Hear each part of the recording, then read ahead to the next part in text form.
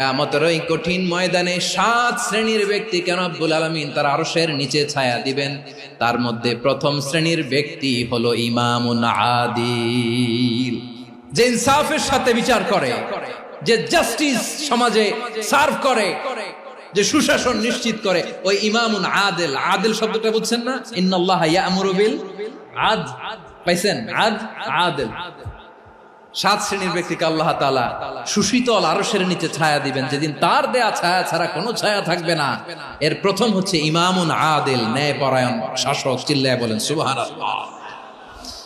আবার বিশ্বনবী বললেন, ইন্নাল মুকসিতিনা ইনদাল্লাহি আলা মানাবিরা মিন নূর আন ইয়ামিনির রহমান। কিয়ামতের দিন যারা ন্যায় পরায়ণ হিসেবে আল্লাহর সামনে দাঁড়াবে, কিয়ামতের দিন রব্বুল আলামিন তার আরশের ডান দিকে ওই ন্যায় পরায়ণ লোকদের জন্য আরশের ডান দিকে একটা নূরের